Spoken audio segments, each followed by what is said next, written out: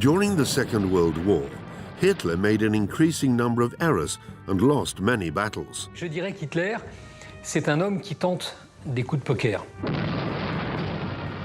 In 1940, when England was in his reach, Hitler allowed the British Army to rebuild itself. La décision de bombarder les populations plutôt que les objectifs stratégiques, militaires, industriels est une énorme erreur. A mistake that he will pay a high price for during the Allied landings.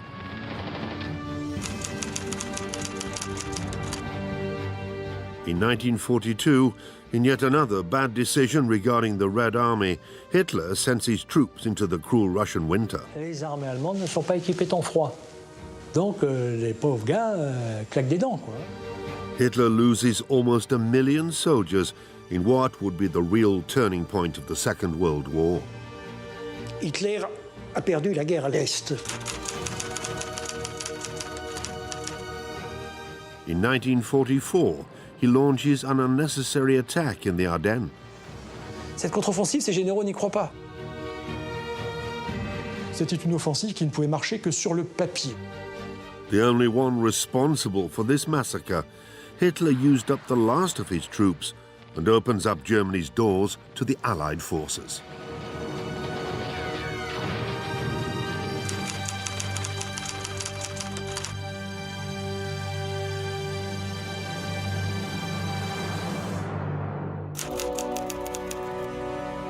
At the beginning of 1942, Nazi Germany had reached breaking point.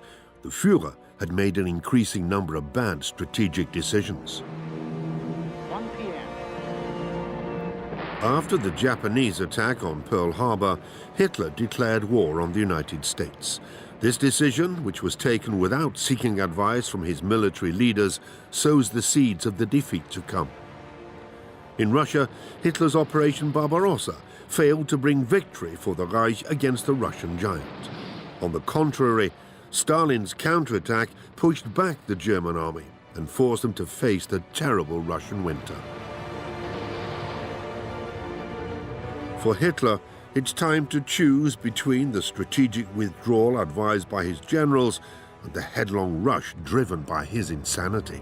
Le pétrole fourni par l'Allemagne ou par la Roumanie ne suffit plus du tout à alimenter les Panzerdivision. Donc du coup, Hitler commence à envisager aussi la conquête des champs de pétrole caucasiens notamment, donc dans le sud de la Russie. Prendre les pétroles du Caucase, Bakou, Maïkop et autres, c'était répondre à un double objectif. Déjà, priver l'armée rouge de sa capacité à faire la guerre. Deuxièmement, se donner les réserves stratégiques pour l'Allemagne pour régler le problème immense que le blocus faisait peser sur ce pays. Blocus anglo-saxon qui était quasiment hermétique, et donc Hitler pensait réaliser ce double objectif par le plan bleu, Fall Blau, déclenché donc le 28 juin 1942 à l'Est. On paper, Case Blue seemed very attractive, but in practice, Hitler hadn't taken into account the state of the roads after the thaw and the considerable distances that had to be covered to reach the Caucasus. Baku, the capital, is almost 3,000 kilometers away. Hitler also overlooks his men's attenuation, their equipment and supply difficulties. Still falling prey to his racial prejudices, the Führer continues to underestimate his Russian enemy. Et les premières semaines sont plutôt en sa faveur, la conquête se fait assez facilement, sauf que le 23 juillet 1942, un ordre assez hallucinant tombe. Hitler décide de diviser ses armées en deux. Une première armée va effectivement aller vers le Caucase et la 6e armée du général von Paulus est chargée d'aller prendre Stalingrad. Hitler fait suivre à ses troupes deux axes divergents. C'est donc le principe néfaste de division des forces. The military leaders are bewildered by this improvisation, but nobody has even the slightest influence on Hitler's strategic decisions. It's left to an exhausted and badly provisioned 6th Army to take Stalingrad. They're commanded by General Friedrich Paulus. La prise de Stalingrad est très importante pour Hitler. Il y a une première raison assez évidente, c'est que ça s'appelle Stalingrad, donc c'est politique. On va prendre la ville qui porte le nom de Staline. Stalingrad est un symbole à la fois pour Hitler et pour Staline, évidemment. Parce que Stalingrad, c'est une grande ville industrielle qui porte le nom du dictateur soviétique. Et Hitler a bien compris, évidemment, que prendre Stalingrad, du point de vue symbolique, ce serait effectivement un désaveu du dictateur soviétique. Prendre Stalingrad, c'est couper les communications sur la Volga. Et ça, c'est quand même important parce que nous sommes en 1942, l'apport américain commence à intervenir sérieusement. Il arrive par l'Iran, la Caspienne, et il remonte la Volga. Donc, par conséquent, si Stalingrad tombe, la route de la Volga est coupée. Les approvisionnements américains ne remontent plus vers le nord.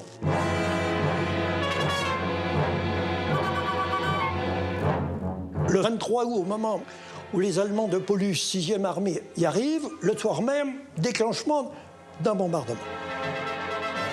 Un bombardement qui va avoir pour conséquence de transformer Stalingrad en ruine. L'ordre consistant à détruire tout ce qu'il est possible de détruire est un ordre qui est idéologiquement complètement cohérent. C'est-à-dire que ces gens sont des inférieurs, ils ont l'outrecuidance de nous résister, nous allons les réduire à néant. Voilà, pour résumer. Ce que Paulus ne réalise peut-être pas, c'est l'immense difficulté du combat urbain. Il est bien connu que les ruines pour la défense, c'est formidable. Lorsque l'on est dans une ville détruite, les armes fonctionnent différemment. Les armes effectivement utiles changent. Là où un char était très utile à découvert, il ne l'est plus dans une ville parce qu'à tous les coins de rue, il peut se faire détruire par quelqu'un d'un peu décidé, que ce soit avec un bazooka ou avec un cocktail Molotov, etc. Donc le combat change de nature. Il aurait mieux valu encercler la ville de Stalingrad et ne pas faire entrer l'armée allemande dedans. Les soldats allemands n'étaient pas habitués à la guérilla urbaine dans une ville démolie. Et donc, ils ont eu beaucoup de difficultés déjà tactiquement à s'adapter à ce genre de combat. Et les Soviétiques, eux, de leur côté, ont mis des forces incroyables en face. Ils ont eu d'énormes pertes, mais ils voulaient absolument tenir. Donc, ça a été effroyable. For almost 2 months, Paulus keeps on increasing his attacks against an enemy who relentlessly defends every district, every building, every floor and every basement.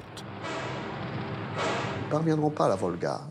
Il y a un quartier qu'ils ne parviendront jamais à prendre.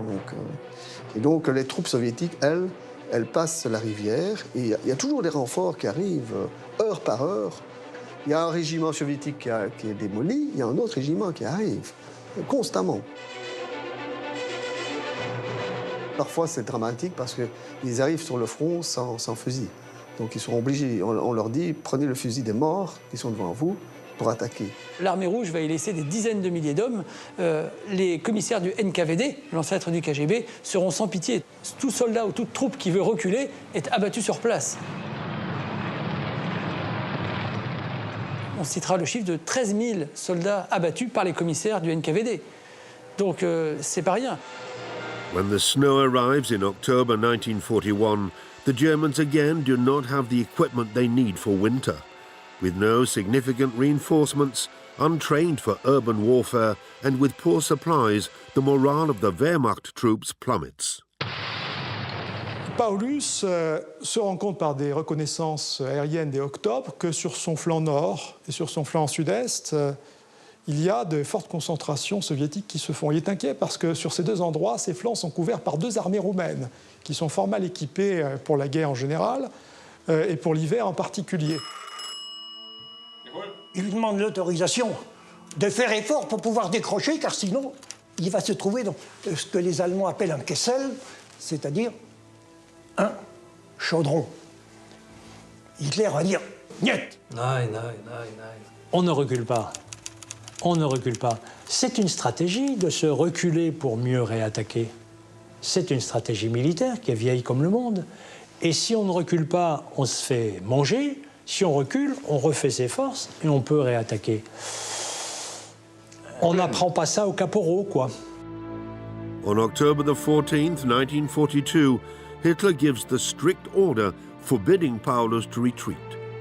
His troops must stay in Stalingrad and win the battle at all costs. A month later, the Red Army launches a large-scale attack on 2 fronts around the city. Staline lance sa contre-offensive, il ne lance pas sur Stalingrad même, où il y a le cœur des forces allemandes, mais il va étudier le dispositif allemand.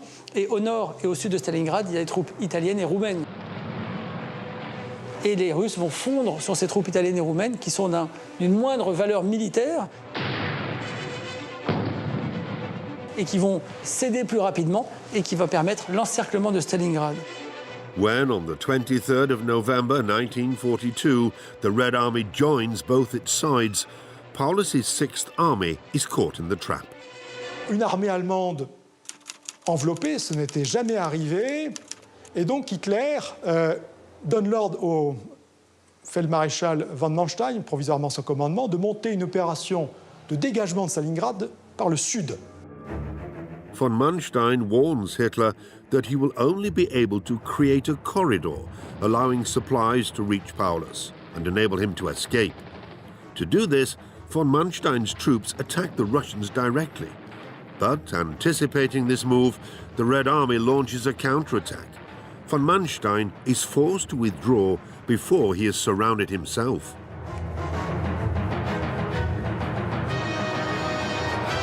Paulus's army has to survive alone, with limited supplies, fuel and ammunition. Pour alimenter cette 6e armée, cette 6e armée, en gros, ça fait dans les 250-260 000 hommes. Il faut un minimum de 500 tonnes par jour. Et Göring répond encore une fois présent. Kein Problem, mein Führer. 500 tonnes, vous en voulez 500? C'est pas 600? Non? Ok, 500, très bien. Moi, mes Junkers 52, ils vont y aller. Or, là-bas, ça bat la neige et le froid. Les Junkers 52, avec la mauvaise essence, la mise en route, les moteurs ne démarrent pas, ça ne chauffe pas, et puis il peut en amener 100 tonnes, quoi. Manque 400. Donc, au bout de 8 jours, manque 3200, quoi. Hein. Le résultat des courses, c'est que la 6e armée, au sens vrai du terme, va crever de faim. Elle va crever de faim, puisqu'il faudra quand même donner une certaine priorité aux munitions. On the 10th of January 1943, the Red Army launches a final assault designed to reduce once and for all the Stalingrad pocket of troops. 15 days later, when the Russians cut the German forces into 2, Hitler once again repeats his order to Paulus that his troops must not retreat or surrender. Hitler nomme en dernière limite, fin janvier, von Paulus maréchal, en croyant que von Paulus allait se suicider, ne pas se rendre, parce qu'un maréchal allemand ne se rend pas, et von Paulus va se rendre.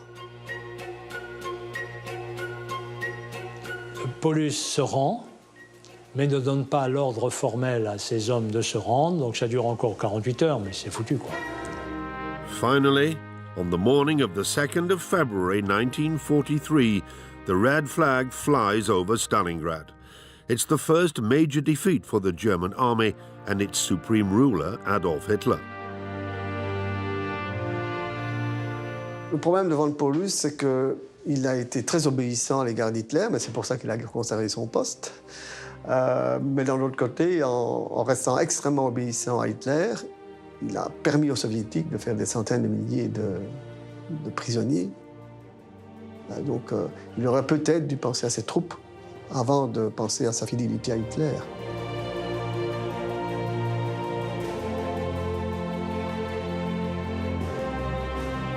Je crois qu'une caractéristique de cette guerre en Russie, toute guerre est inhumaine, mais celle-ci l'est particulièrement. Les Allemands ont été affreux, et les Russes leur rendent l'appareil. Ce qui veut dire que des 91 000 prisonniers de Stalingrad, il y en aura moins de 5 000 qui retrouveront leur pays. Ils vont soit être liquidés purement et simplement, soit crever de faim dans les camps de prisonniers. During Operation Barbarossa, the Germans lost 1 million men, either killed, injured, or disappeared. The Red Army lost twice as many, but it had 7 times as many men in reserve than the Wehrmacht.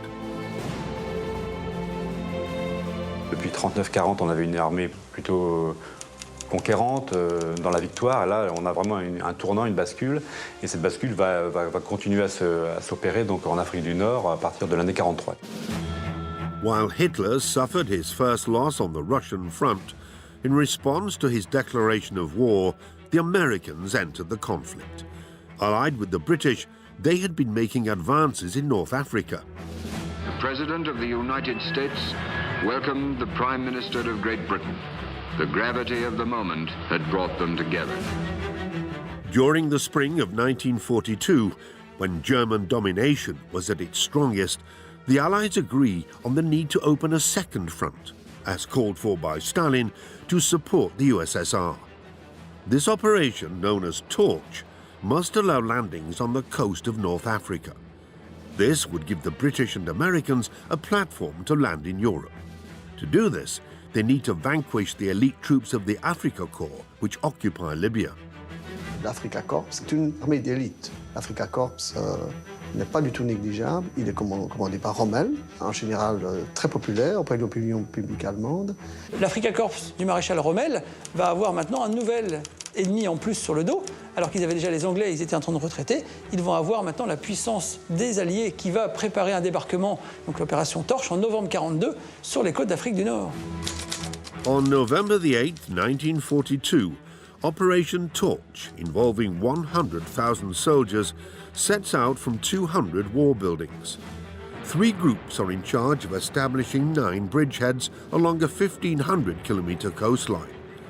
They are soon battling General Rommel's troops, who are allied with the Italians.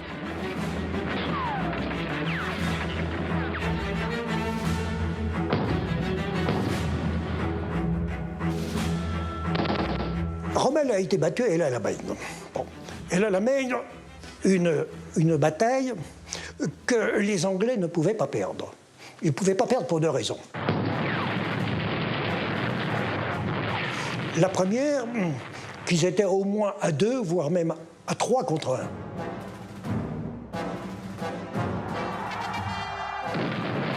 Deuxièmement, ils étaient près de leur base.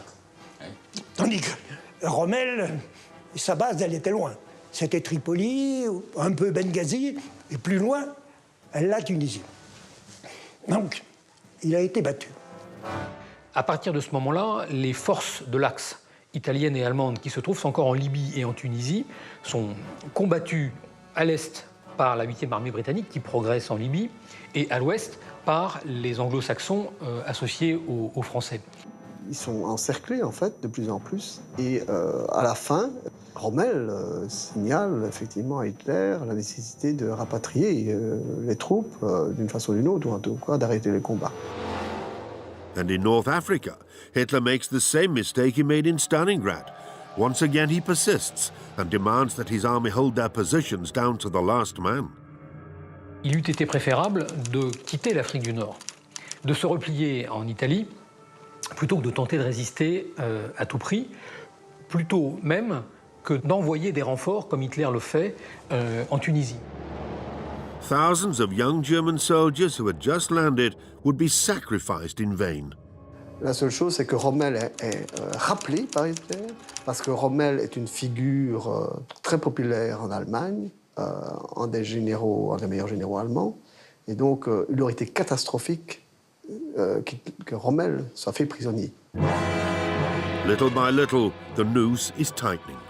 The superiority of the Allies' equipment is overwhelming, and their blockades of artillery inflict serious losses on enemy troops. But the Afrika Korps continues with its suicidal counterattacks. The Tunisian mountains will become a graveyard for the majority of the German soldiers. Ceux qui avaient reçu ordre de se battre en Tunisie, se sont battus jusqu'au bout. Ils se sont battus jusqu'au bout. Lorsque la Tunisie a capitulé vers le 8 mai 1943, il y a eu 130 000 Allemands qui se sont trouvés prisonniers en Tunisie.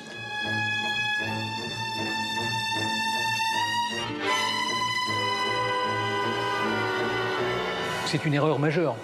C'est une erreur majeure qui aboutit à une défaite terrible, à une quantité de prisonniers, non seulement italiens, mais également allemands, tout à fait considérable. J'ai tendance à penser que le désastre tunisien, le désastre de l'Axe en Tunisie, est probablement pire en matière stratégique et en termes de puissance militaire que ce qui se passe à Stalingrad.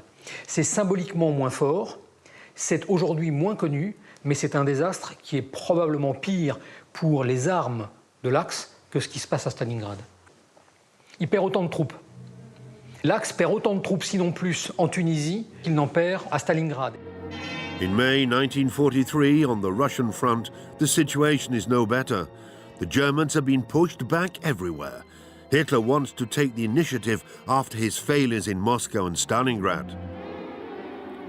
In Kursk, the opportunity for a counterattack emerges for the German military. A 150-kilometer pocket was created at the front line during the Russian attack in the spring of 1943.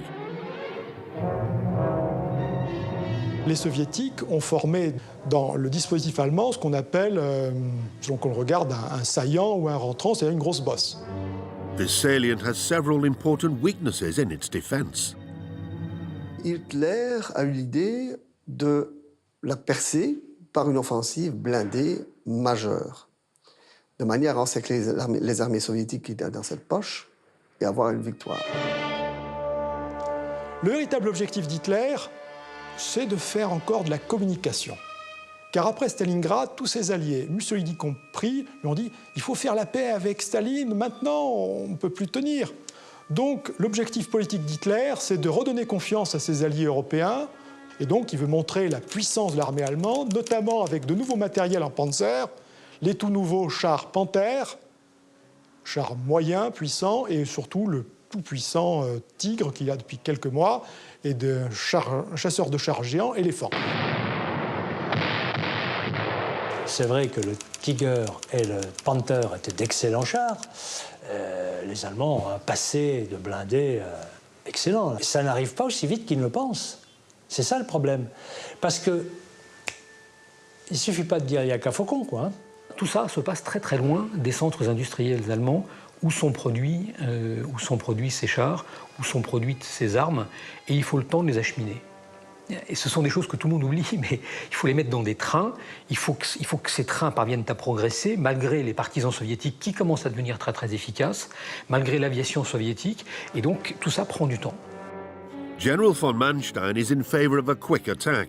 He wants to surprise and destroy the enemy, which is worn out from the last months of combat. Hitler disagrees. He wants to stall for time until the new, supposedly invincible tanks arrive. Il temporise, ça va arriver, mais si on perd un mois ou deux alors qu'on est au milieu de la toundra, c'est mortel. Voilà. On a perdu plusieurs semaines. En attendant, les généraux soviétiques qui étaient sur place, eux, étaient bien au courant qu'il y avait une offensive qui se préparait du côté allemand. Ils sont au courant, par les Anglais, de tous les axes d'attaque des Allemands. Dès le jour où le plan a été prévu par l'état-major allemand, les Anglais ont déchiffré Enigma et ont fait part d'une partie de ces renseignements aux Russes. Donc les Russes savent exactement comment les Allemands vont attaquer, où ils vont attaquer et avec quel type de force ils vont attaquer. Ils ont eu le temps de préparer le terrain par une défense en profondeur, avec des mines, avec tous les systèmes anti-chars, l'artillerie, etc. Ils se sont renforcés durant ce temps-là. Et donc c'est vrai que Hitler a déclenché l'offensive le 5 juillet 1943, trop tardivement à nouveau. On the 5th of July 1943, Operation Citadel began. There were sizable forces involved. 2 million Russian soldiers against 900,000 Germans. Even more impressive, 2,700 German tanks would face nearly 5,000 Soviet tanks, mostly composed of T-34 models. Ce sont des chars, entre guillemets, basiques, pas du tout sophistiqués, mais résistants et très bien servis par les tankistes soviétiques. De T-34, ils en ont à l'appel, des milliers, et ça y va, ça y va, ça y va. Et les pauvres gros Panther et Tiger qui arrivent, ben, ils sont morts avant d'arriver, quoi. Hein.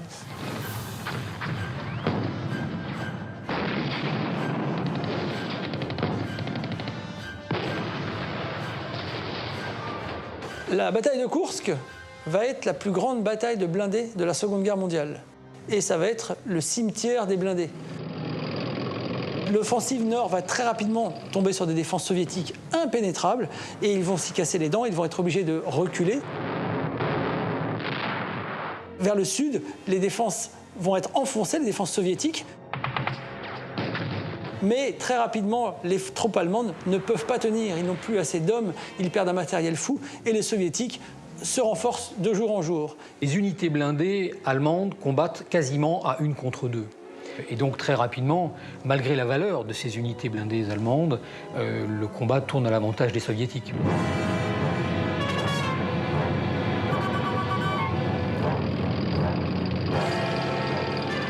Il n'y aura pas tellement de manœuvres. On va se tuer à bout portant. Ça va être, dans un sens, si vous voulez, un Verdun des chars. The loss at Kursk is another demonstration of Hitler's inability to lead his armies.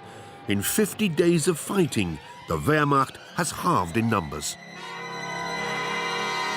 Que l'armée allemande prenne ou pas ce saillant n'aurait pas changé la guerre.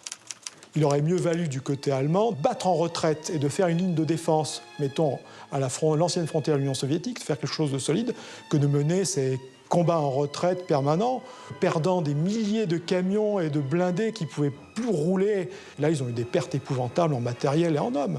C'est un événement majeur parce que, après Koursk, les Allemands n'auront plus l'initiative sur le front de l'Est. Ils ont perdu tellement d'hommes et de matériel à Koursk qu'ils ne seront plus en capacité, après Koursk, de mener une opération de grande échelle sur le front de l'Est. À Stalingrad, il a perdu 260 000 hommes et puis un revers de prestige. Enfin, la Wehrmacht était toujours là. Tandis qu'à Koursk, Hitler a perdu la guerre à l'Est. In 1944, the Germans retreat on all fronts. Hitler also believes there will be an imminent Allied landing, so he is on the defensive. Hitler pense que le débarquement se fera autour d'un port en France, et donc il a privilégié une zone possible de débarquement plutôt dans le nord de la France. Et en plus, c'est là, entre Calais et Douvres, où la partie de la Manche est la plus courte, on a à peu près une trentaine de kilomètres, alors qu'entre Cherbourg ou Caen, il y a à peu près 120 kilomètres. Donc les Alliés ne vont pas être fous. S'ils partent d'Angleterre, ils partiront de Douvres. Hitler pense que les armées américaines alliées vont débarquer dans le Pas-de-Calais. Et pour ce faire, il met les Panzerdivision très bien armées à Lille et dans la région du Nord, en face du Pas-de-Calais, quoi, en gros. Cette cécité sur le lieu va être une erreur stratégique d'importance, puisque pendant longtemps, cette 15e armée allemande va être utilisée à défendre des côtes contre un envahisseur qui ne viendra jamais.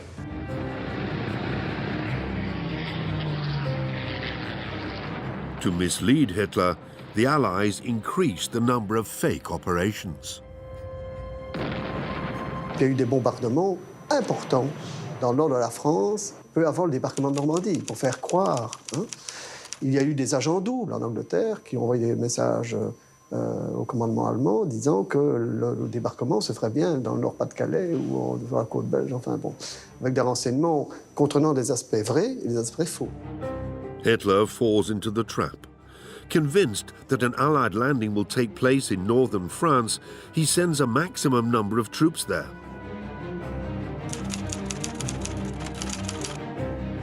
When Operation Overlord begins on the 6th of June 1944, the first wave of the Allied attack doesn't land in the Pas-de-Calais. Instead, they are 300 kilometers away on the Normandy coast, precisely where the German position is less defended. Given the seriousness of the situation, the German military leaders must urgently redeploy the panzer divisions to face the Allied troops. They must call Hitler. Only he can give the order. 6 juin 1944, incroyable, Hitler s'est couché à 4 h du matin et il ne faut pas le réveiller. Le matin du 6 juin, on n'a pas le droit de le réveiller. Von Rundstedt, qui est commandant du Grosse Paris, insiste, mais on lui répond « Non, non, non, sous aucun prétexte. » Mais oui, mais il faut me lâcher les divisions qui sont... Non, non, non. The hours go by, and the waves of Allied attacks keep coming one after another. Il va se réveiller qu'à 10 heures. Les opérations sont déjà extrêmement engagées.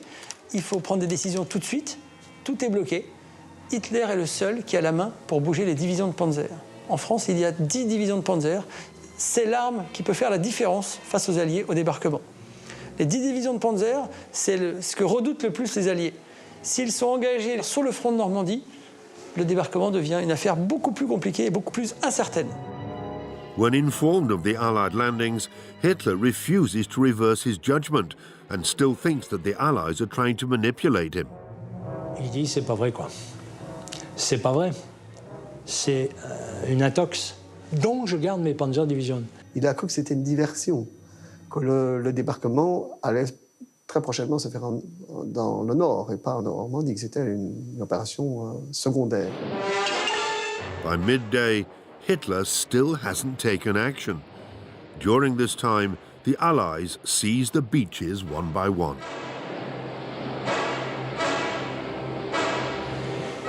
Unstedt donne l'ordre de mise en route. Ils partent. La grande chancellerie rappelle en disant « Zurück, demi-tour ». Il n'est pas question. Et pendant ce temps-là, les partisans, enfin nos FFI font sauter les ponts. Et quand Hitler se rend compte vraiment qu'il faut y aller, les trains sont obligés de descendre jusqu'à Montargis, Sens, pour remonter, parce qu'il n'y a plus de pont sur la Seine. Eh oui. Hitler va retenir 7 divisions de Panzer dans le Nord-Pas-de-Calais et il va seulement en envoyer 3 en Normandie. 70% de ces chars vont rester l'arme au pied pendant que les combats se dérouleront en Normandie. Ça va permettre aux Alliés de renforcer tous les jours cette tête de pont et d'assurer la libération de la France et de l'Europe. Si Hitler n'avait pas dormi ce matin-là et s'il avait accepté d'écouter ces généraux, ces maréchaux dont c'est le métier, eh bien, il aurait donné l'ordre. Dans les 48 heures, les Panzer Division étaient en face d'Omaha Beach. Eh bien, peut-être que les Alliés seraient repartis, auraient rembarqué, quoi. Hein. C'est de la politique fiction. N'empêche que. The military climate continues to deteriorate. Some dignitaries think that the time has come to make Hitler pay for his errors that have been so costly to the German army.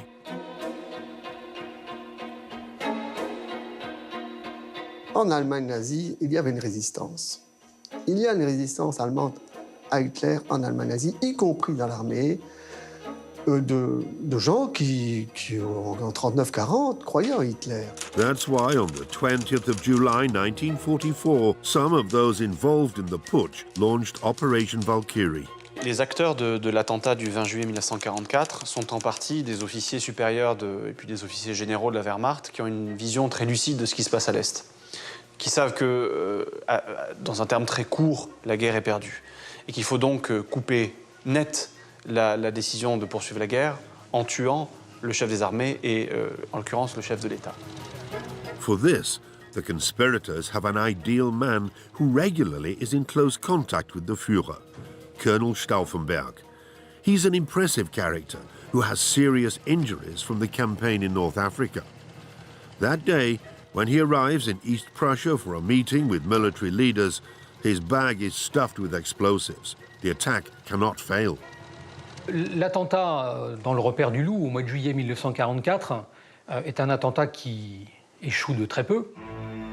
When the meeting begins, around 20 of the Wehrmacht's dignitaries were around Hitler. Stauffenberg is late. C'est de la faute, ça n'a pas de chance. En ce sens que la bombe de von Stauffenberg a été placée à un mauvais endroit. Stauffenberg joins the group during a general's report. Because he is deaf, and at his request, he is placed on the Führer's right, the ideal place for him to put the briefcase of explosives. L'attentat a échoué pour une raison purement de mallette mal positionnée en dessous de la table. Under the pretext of a phone call, Stauffenberg hurriedly leaves the room. Un des officiers, cette sacoche le gênait, il l'a déplacée. Et il l'a mis contre un pilier en bois d'une d'une des tables sur lesquelles se tenait la conférence.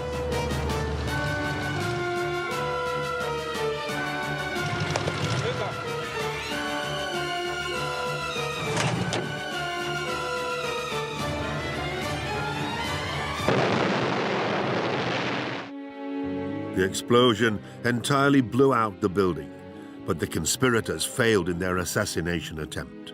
The attack only claimed 3 victims and miraculously spared Hitler. The dictator escaped with an injury to his right hand and minor burns on his body.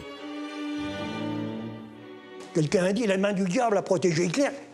Et c'est vrai, il aurait dû mourir ce jour-là. The same day, Mussolini arrives in East Prussia. He is welcomed by Hitler, who has his right arm in a sling. Miraculously spared, the Führer wants revenge. Et alors, il y a eu une purge à la suite de ça tout à fait considérable parce que la plupart des membres de l'armée allemande, des commandants de l'armée allemande qui sont impliqués de près et même de loin, et même parfois de très loin dans cet attentat, sont fusillés, éliminés.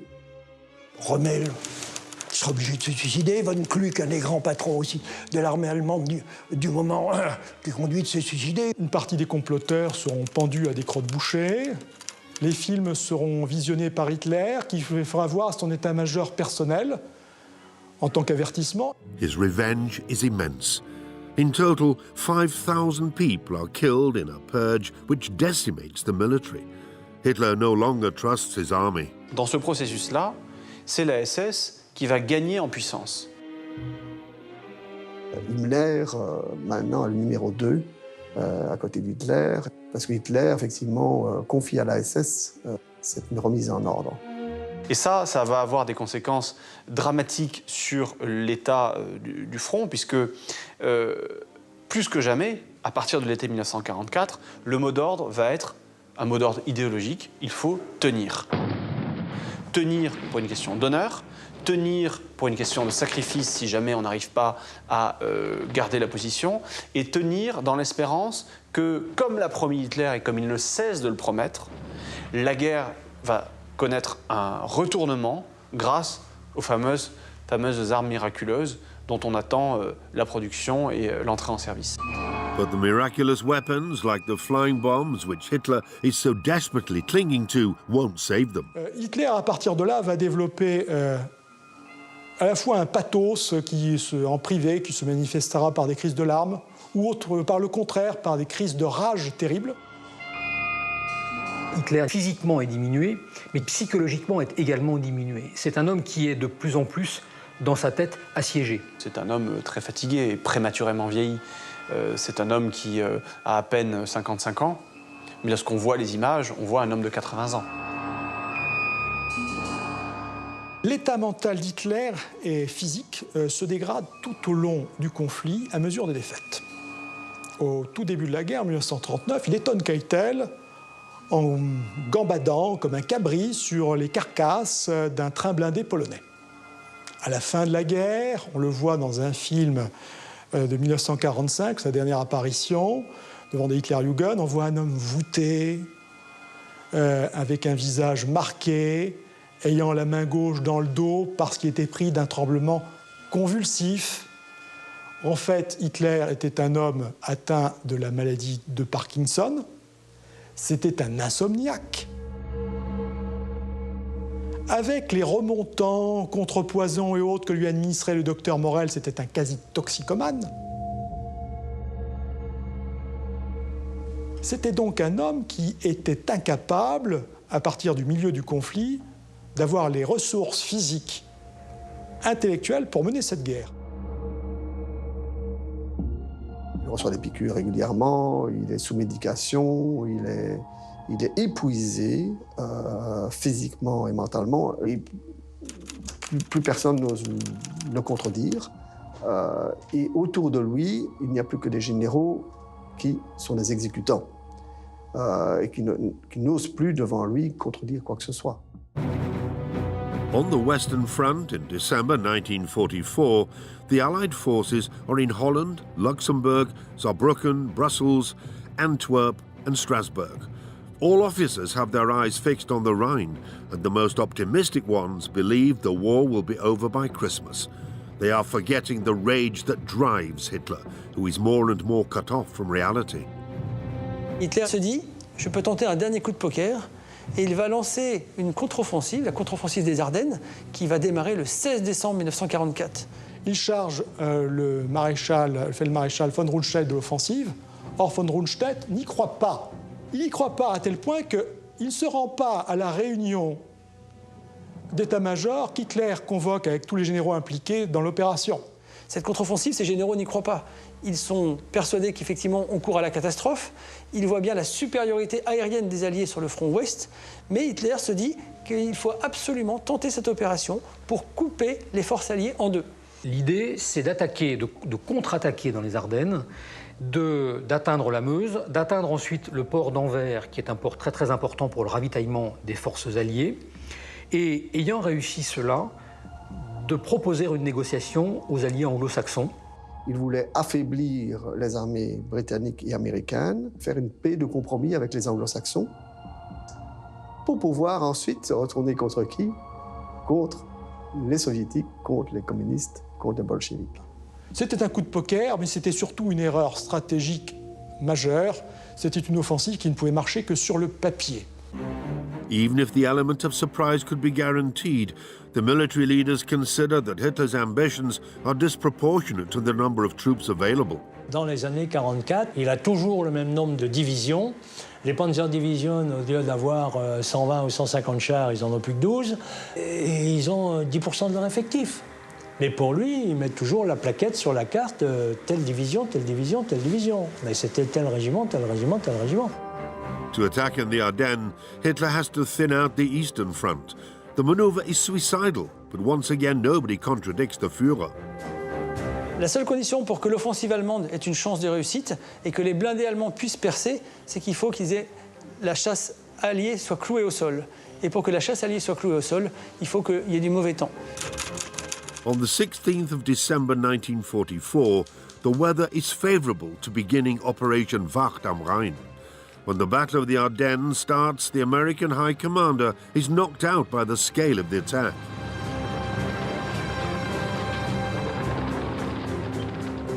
Dans un premier temps, ça réussit quand même assez bien. Ils parviennent à bousculer quand même les armées américaines, notamment qui sont sur ce front.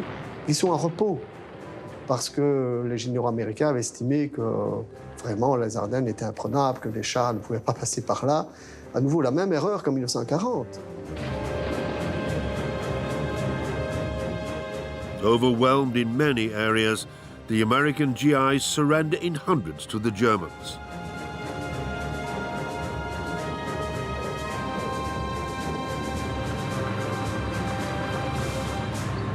But the lightning attack by the Wehrmacht quickly fades. Les objectifs étaient tout à fait exagérés. En aucun cas, l'armée allemande à l'ouest était encore en capacité de percer le front jusqu'à Anvers. Choisir d'attaquer par un temps épouvantable, dépendre ainsi de la météo, est une folie. A fortiori, si l'on songe que cette météo est épouvantable pour les Alliés, mais qu'elle l'est également pour les Allemands, qui vont donc devoir combattre dans des conditions terribles.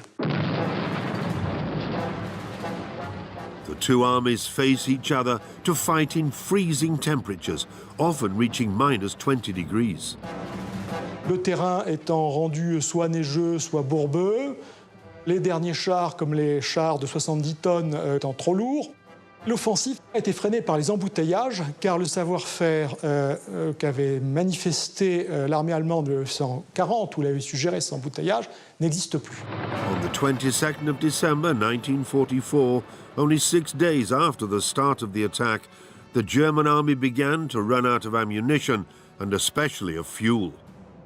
Le haut commandement de la Wehrmacht sous-estime par 5 les besoins en carburant. Le carburant va manquer. Le carburant manque déjà, c'est-à-dire que lorsque l'attaque est lancée, il n'y a à disposition que la moitié du carburant nécessaire pour atteindre les objectifs assignés aux forces allemandes. L'autre moitié devra être conquise sur les Alliés, ce qui est quand même un pari complètement incroyable.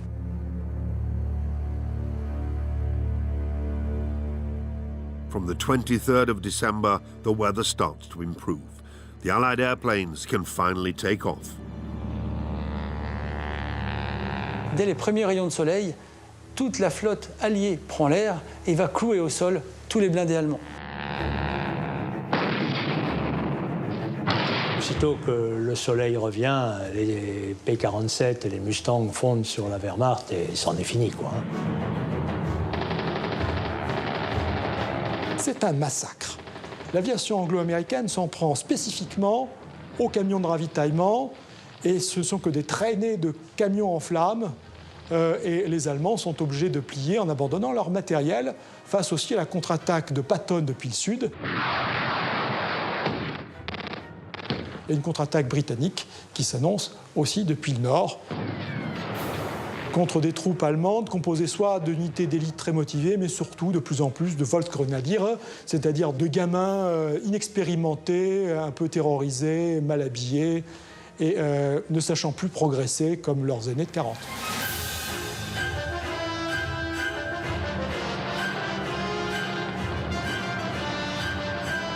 La bataille des Ardennes débute à la mi-décembre 1944, elle s'achève le 31 janvier 1945. À ce moment-là, les Allemands sont revenus sur leur ligne de départ, mais ils ont perdu dans cette folie entre 80 000 et 100 000 soldats. Ils ont perdu une quantité d'avions très importante, ils ont perdu des blindés, ils ont perdu du carburant et leur morale est évidemment en chute libre. Et donc ce sont autant d'éléments qui vont manquer cruellement pour s'opposer aux Soviétiques qui, à ce moment-là, sont en train d'attaquer à l'Est. Pendant la bataille des Ardennes, les Russes avancent de 500 km quand même. Les moyens qu'il a pu engager, il aurait mieux valu qu'il les mette à l'Est. Car pour le peuple allemand, le danger, il était surtout à l'Est.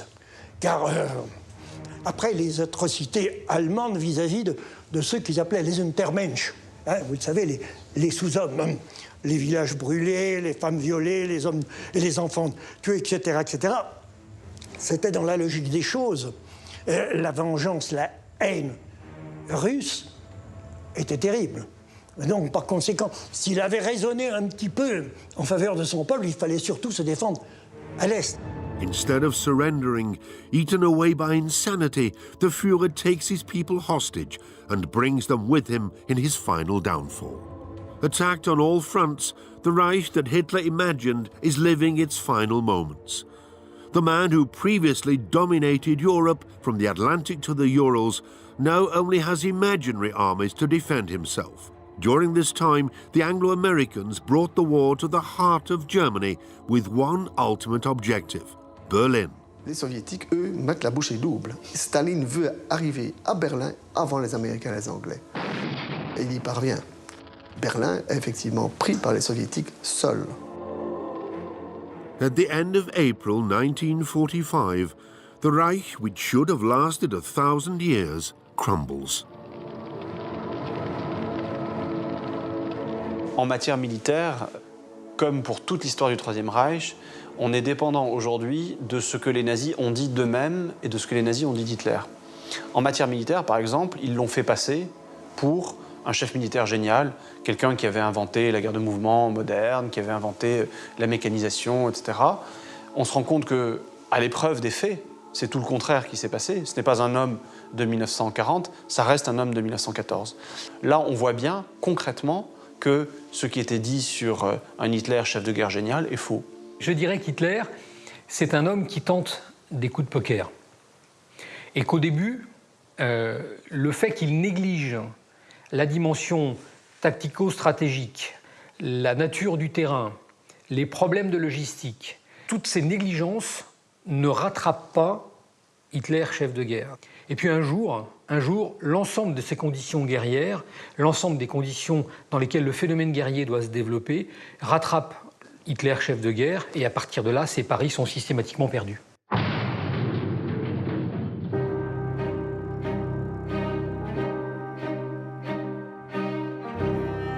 Finalement, son ultime stratégie, c'est celle du suicide. Suicide du peuple allemand suicide de son entourage proche dans ce bunker sordide, écrasé par l'artillerie soviétique. Et c'est donc un homme fini et désespéré qui a usé tous ses trucs, qui se tire une balle dans la tempe après avoir empoisonné sa maîtresse.